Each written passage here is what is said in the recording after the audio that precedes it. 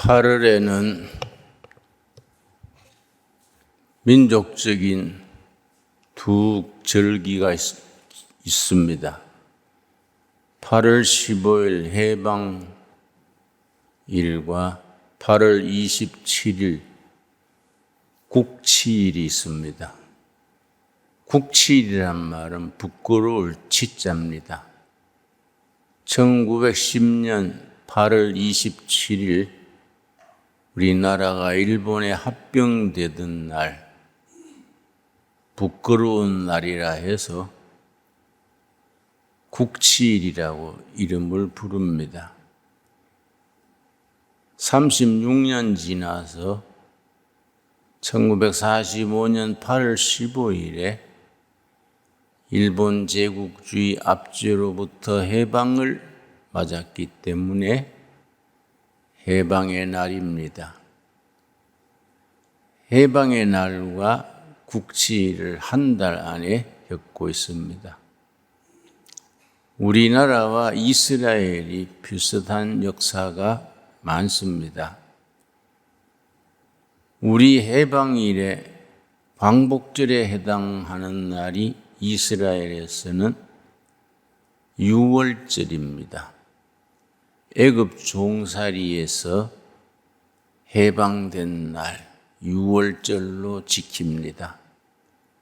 우리 국치일에 해당되는 날이 성경에서는 두 날이 있습니다. BC 587년 5월 9일에 바벨론 군대의 나라가 망하던 날 국치일입니다. 또 세월이 흘러서 AD 70년 로마에 의해서 나라가 망한 날 같은 5월 9일입니다. AD 70년 5월 9일이 이스라엘에는 국치일이 됩니다. 1970년 AD 70년 5월 9일에 로마군에 의해서 나라가 완전히 거들난 뒤에 긴 세월 지내서 우리가 대한민국을 수립되던 1948년 8월 15일 우리 건국일 그 석 달 앞에 1948년 5월 13일 나라를 세웠습니다. 이스라엘 나라가 1948년 5월 13일 나라가 세워질 때에 초대 수상이 벤구리온인데 성경 한 절을 읽었습니다. 아모스서 9장 14절 15절입니다. 이 점이 우리가 1951년 5월 31일 첫 국회를 열었을 때에 기도로 시작했던 것과 아주 닮은 점이 있습니다. 1948년 5월 13일 이스라엘이 나라 건국을 선포하면서 벤구리온 수상이 조그마한 시골 거기에 협동조합 2층 허름한 집에서 이스라엘 나라 건국을 선포했는데 그때 읽은 구절이 아모스서 9장 14절 15절입니다. 내가 내 백성 이스라엘이 사로잡힌 것을 돌이키리니 그들이 황폐한 성읍을 건축하여 거주하며 포도원들을 가꾸고 그 포도주를 마시며 가원들을 만들고 그 열매를 먹으리라. 내가 그들을 그들의 땅에 심으리니 AD 70년에 5월 9일 로마에 의해서 완전히 나라 뿌리가 뽑힌 뒤에 긴 세월 전 세계를 떠돌아다니다가 나라를 세우게 됐습니다. 내가 그들을 그들의 땅에 심으리니 그들이 내가 준 땅에서 다시 뽑히지 아니하리라. 너 하나님 여호와의 말씀이니라. 아모스 선지의 말씀을 읽고 이스라엘의 건국을 선포했는데 같은 달 5월 31일에 대한민국은 첫 국회를 열고 임시의장으로 뽑힌 이승만 임시의장께서 국회의원 중에 종로 출신인 이윤영 목사를 나오시게 해서 기도를 드리게 했습니다. 전 세계 많고 많은 나라 중에 대한민국은 유일하게 나라 세우는 첫 순서에 기도로 시작된 날입니다. 국회 도수실에 가면은 그날 이윤영 목사님이 간절히 기도드린 기도문이 전문이 기록되어 있습니다. 그걸 읽으면 가슴이 참 훈훈해지고 눈에서 눈물이 나오지 않을 수 없습니다. 1910년 8월 27일 일본에 합방된 이후 국치를 당한 이후 우리 민족은 온갖 서름을 일제로부터 당했습니다. 나라 잃은 서름에 만주로 시베리아로 연해주로 중국 땅으로 떠돌아다니면서 많은 백성들이 한많은 세월을 지났습니다. 이스라엘 백성들도 마찬가지입니다. 나라 잃고 그들이 바벨론에 멸망한 뒤에 로암에 멸망한 뒤에 그들이 하늘 샀는 세월을 살면서 시편 137편을 읊었습니다. 시편 137편 나라 잃은 서름을 가슴에 품고 여호와 하나님 앞에 잃어버린 나라를 회복시켜 주시기를 간절히 바라는 마음을 품고 시편 137편을 노래했습니다. 시편 137편 1절 우리가 바벨론의 여러 강변 거기에 앉아서 시온을 기억하며 울었도다. 바벨론의 나라를 빼앗기고 포로로 끌려가서 바벨론의 여러 강변가의 포로 수용소에 앉아서 두고 온 고향, 잃어버린 고향 시온을 향해 울었다 했습니다. 2절 그 중에 버드나무에 우리가 우리의 수금을 걸었나니 포로 수용소 옆에 있는 버드나무에 이스라엘에서 하나님께 찬양 드리던 때에 치던 수금을 버드나무에 걸어놓고 탄식을 합니다.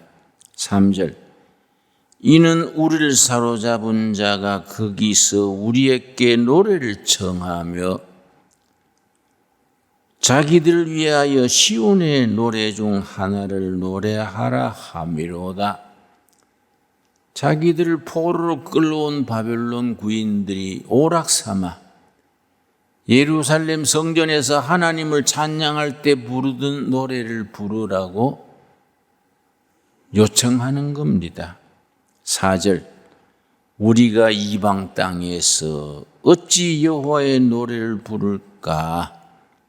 예루살렘아 예루살렘아 내가 너를 잊을진대 내 오른손이 그의 재주를 잊을지로다. 포로로 끌려간 바벨론 강변에서 예루살렘을 그리워하면서 읊은 시가 시편 157편입니다. 그래서 7절 여호와를 부릅니다.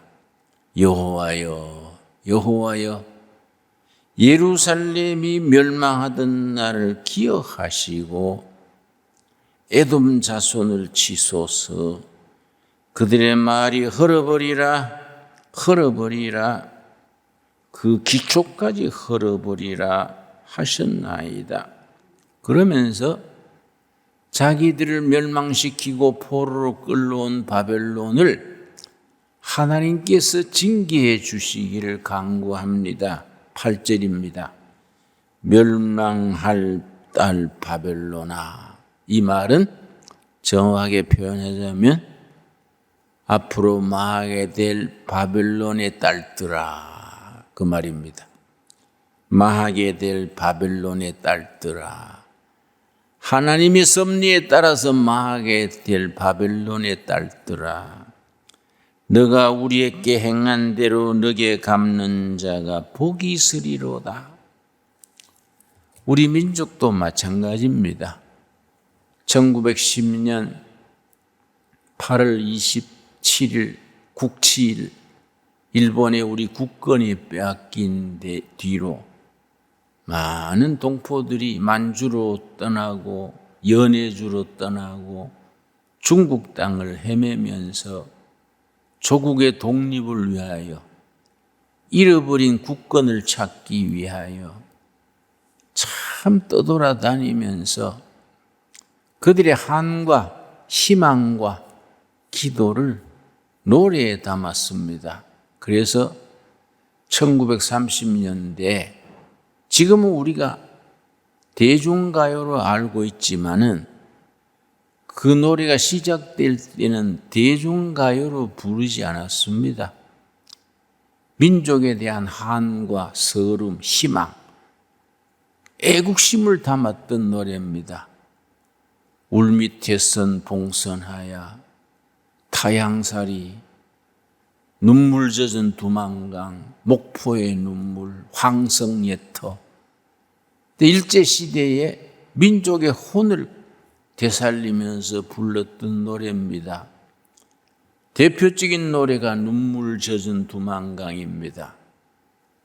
우리 역사에 슬픈 가락이 스며 있는 노래입니다. 1930년대에 중국으로 만주로 피난살이 간 동포들이 용정에서 두만강 국경에 도문이라는 마을이 있습니다. 거기에 한 시인이 도문의 여간방에 들어서 하룻밤을 지내는데, 옆방에서 어떤 여인이 너무너무 슬프게 우는 겁니다. 여인이 너무 슬프게 흐느껴 우니까 이시우란 시인이 여간방 주인한테 물었습니다. 어떤 사연으로 저인이 저렇게 밤새 웁니까? 그러니까 불쌍하지요. 저 경상도에서 신혼생활을 하다가 6개월 뒤에 남편이 여보, 내가 만주 가서 독립군들 속에서 3년간만 독립운동하다가 돌아올게요. 3년만 내가 독립운동하다가 돌아와야 약속합니다. 눈물로 이별했습니다. 3년 지났는데 돌아오지 않았어요. 그 부인이 품팔이해서 돈을 모아서 남편이 왔던 편지 수소문에서 찾아갔습니다. 저 연변에 용정 남편이 주둔했던 독립군 진지를 찾아갔는데, 천신만고 찾아갔는데 가기 닷새 전에 일본군한테 잡혀서 총살당했다는 소식을 들었습니다.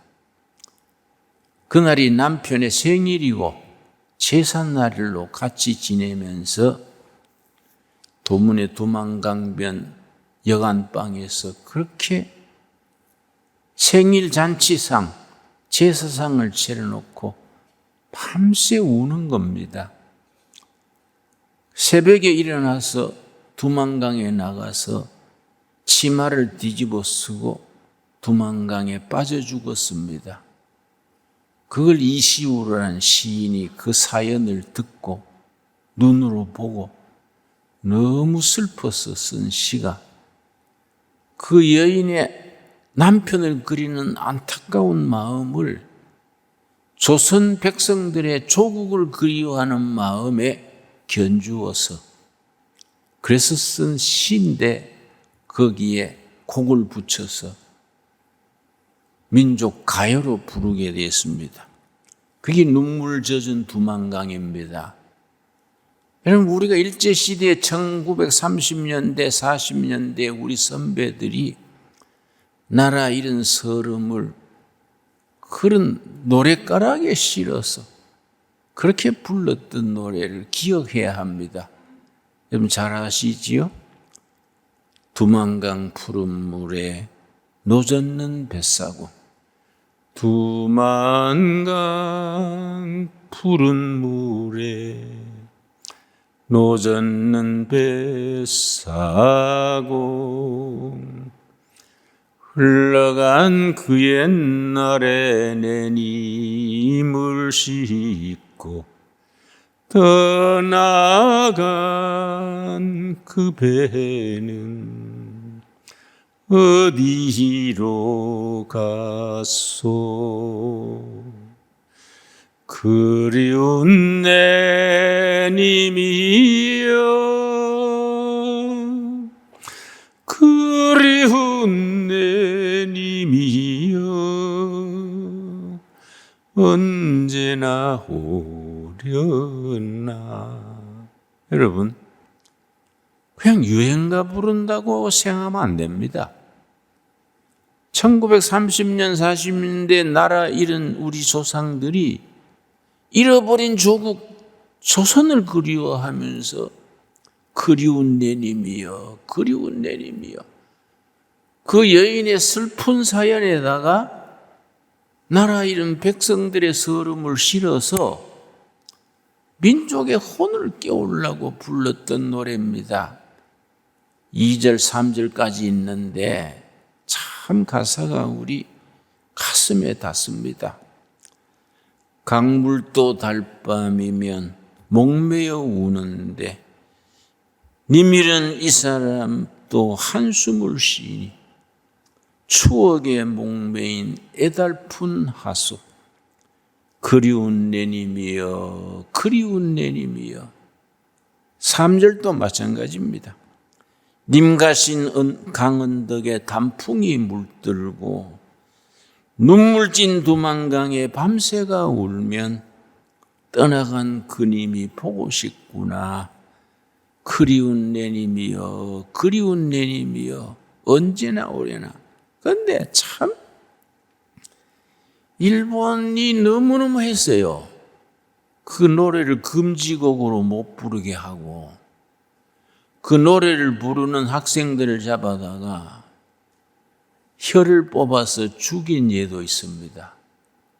금지곡으로 하고 그 판이 팔리는 걸 다 압수하고 학생이 그 노래 부른다고 혀를 뽑아서 죽게까지 한 참 그런 사연이 있습니다. 내가 어제 저녁에 보니까 우리 올림픽에서 배구하는데 한국 여자팀과 일본 여자팀이 배구를 하는데 아슬아슬하게 한국 배구팀이 이기더라고요. 그래 우리가 그런 한이 있기 때문에 올림픽에 금메달은 못 따도 되는데 일본한테 지면 안 된다. 민족적인 그런 한이 있습니다. 그런데 그리운 내 님이여 조국을 그리던 마음이 이게 기독교 교회를 통해서 영적으로 성화가 됩니다. 그래서 1930년, 40년대에 우리 조상들이 나라 잃은 서름, 그걸 하나님을 찾으면서 교회가 부흥되게 됐습니다. 많은 민족 운동가들이 크리스찬들이었습니다.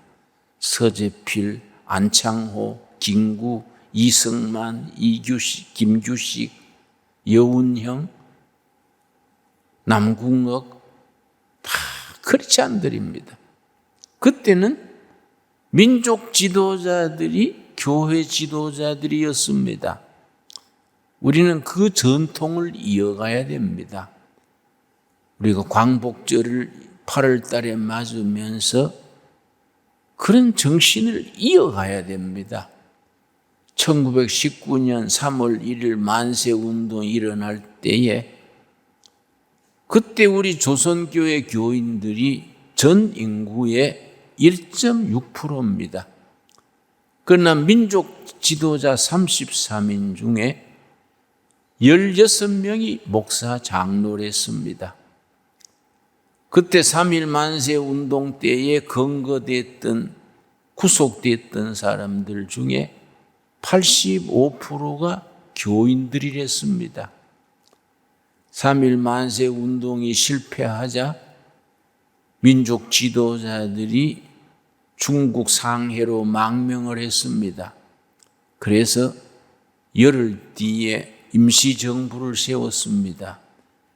임시정부 초대 대통령이 이승만 박사가 초대 대통령이 됐습니다. 그런데 우리가 선배들의 그 문서를 알아야 됩니다. 1919년 4월 10일에 시작되는 상해 임시정부에 취지문이 있습니다. 우리가 임시정부를 왜 세우느냐? 나는 그 글을 읽고 참 은혜 받았습니다. 뭐라고 썼느냐 하면 오등은 우리는 조국 땅에 하나님의 나라를 건설하고자 했다. 그냥 민족적으로 정치적으로 대한민국 독립하자는 데 머물지 아니하고 하나님의 나라를 조선 땅에 세우고자 했다. 임시정부가 설립되는 취지문의 서두에 그 말이 들어가 있습니다. 민족적으로 정치적으로 대한민국을 세우는 동시에 이 제주도에서 백두산까지 한반도에 하나님의 나라 신국을 건설하고자 하는 높은 이상, 높은 비전을 품고 시작했습니다. 참 얼마나 우리가 참 진지하고 아름답습니까?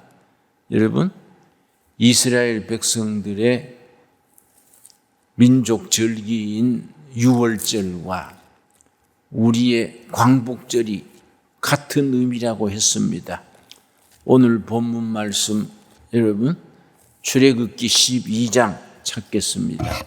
출애굽기 12장. 이스라엘 백성들이 애굽 종살이 무려 430년입니다. 430년 애굽에 종살이하면서 그들은 부르짖었습니다. 2장 23절 읽겠습니다.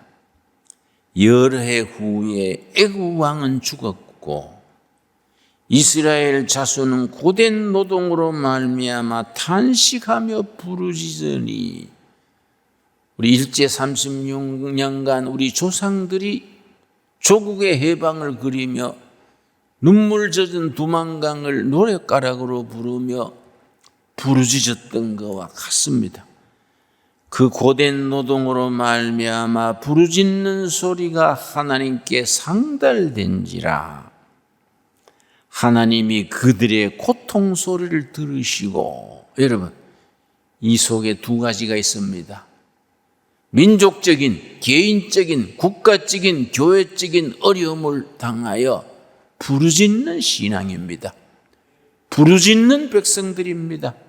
두 번째는 하늘에서 들으시는 하나님입니다.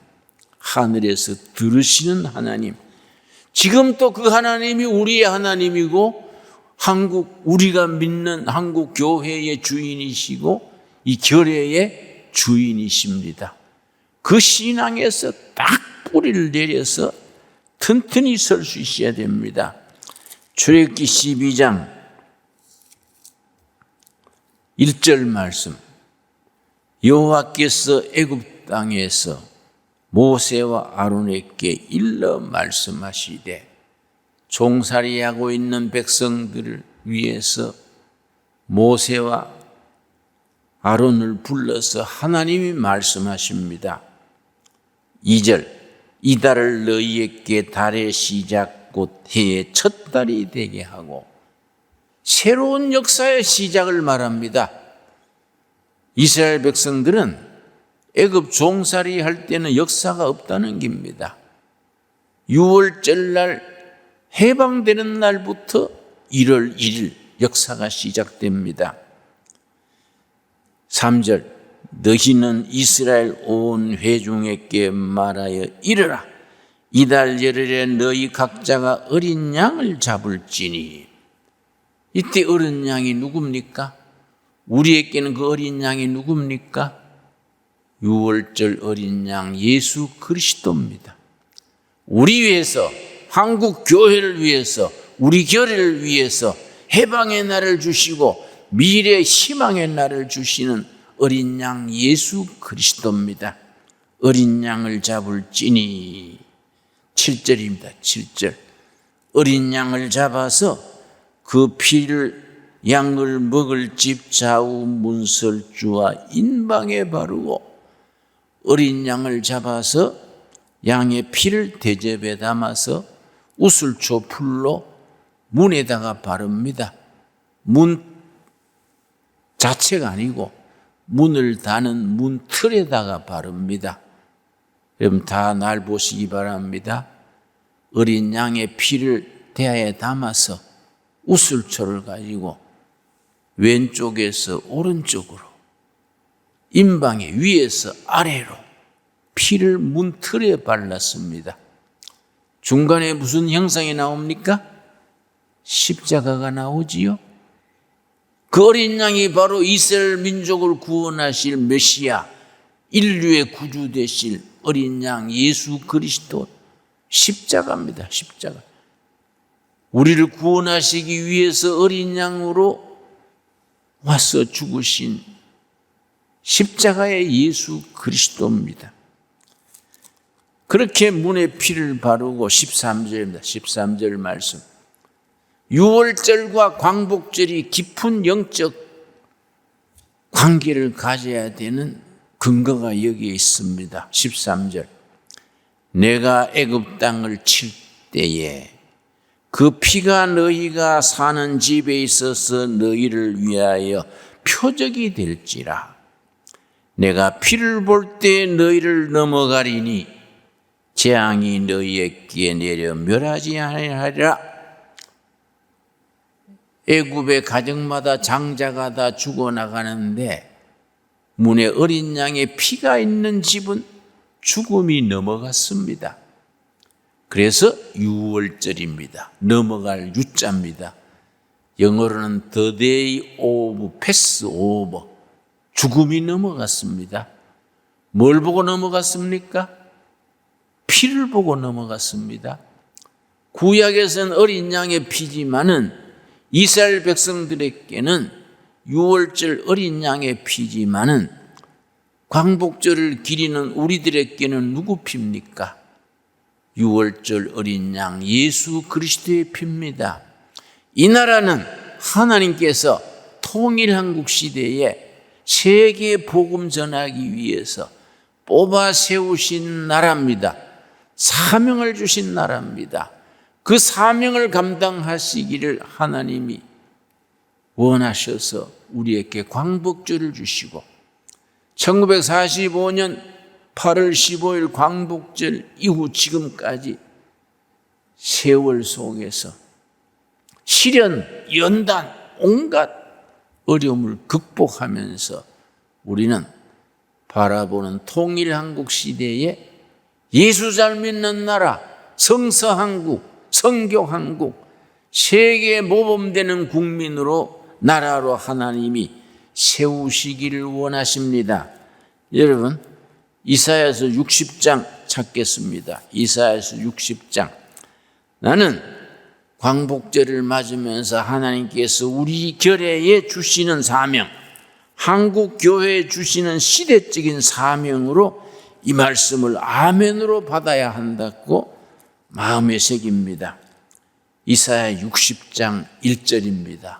1절이 뭐라 그랬습니까? 일어나라, 빛을 발하라. 일어나라, 빛을 발하라.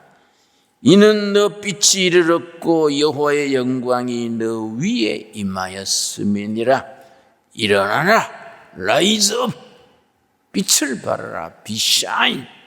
하나님의 영광이 너 위에, 너희 결에, 너희 교회 위에 임하여 있다. 15절입니다. 이사야 60장 15절 말씀. 전에는 너가 버림을 당하며 미움을 당하였으므로, 전에는 너희들이 중국한테 관세받고 일본한테 식민지가 되고 만주 땅을 떠돌고 시베리아를 떠돌고 얼어 죽고 굶어 죽고 감옥에서 죽고 그 세월을 보냈지만은, 전에는 너가 버림을 당하며 미움을 당하였으므로 너게로 가는 자가 없었으나, 그 다음 뭐라 그랬습니까? 이제는 다르다. But now, 그러나 이제는 달라진다. 이제는 내가 너를 영영한 아름다움과 대대의 기쁨이 되게 하리라. 하나님의 약속으로 받을 수 있게 되기 바랍니다. 여러분, 2021년 광복절 달을 맞으면서 희망을 가집시다.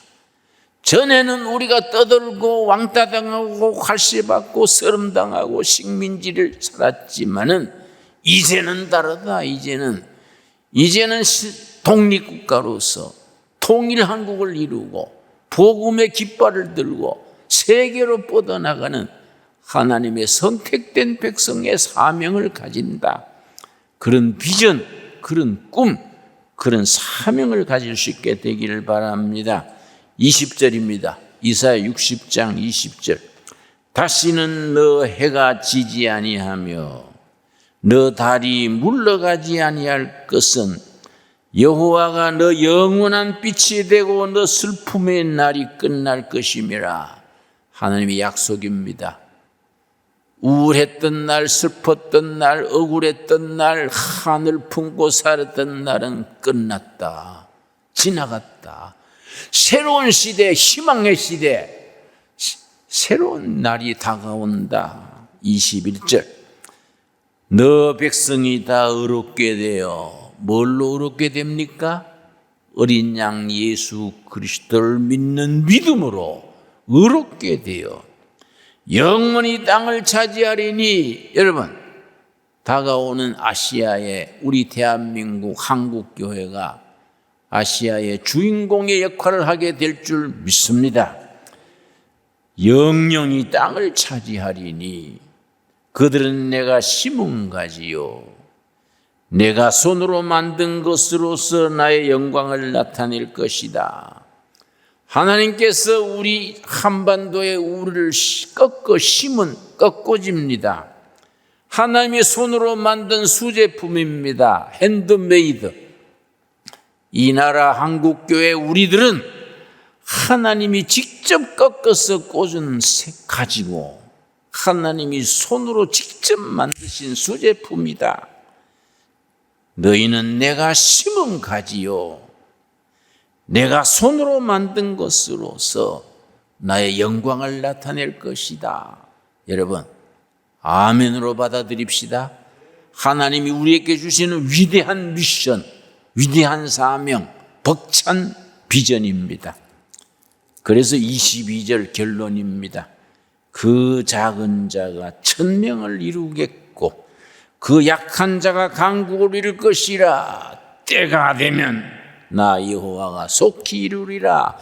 때가 되면 통일되게 해주시고 성소에 나라를 세우게 해주시고 때가 되면 통일한국이 세계의 모든 국가로 빛을 발하서 5대양 6대주의 복음 전하는 나라, 하나님이 기뻐하는 나라, 그런 나라로 세워주실 줄 믿습니다.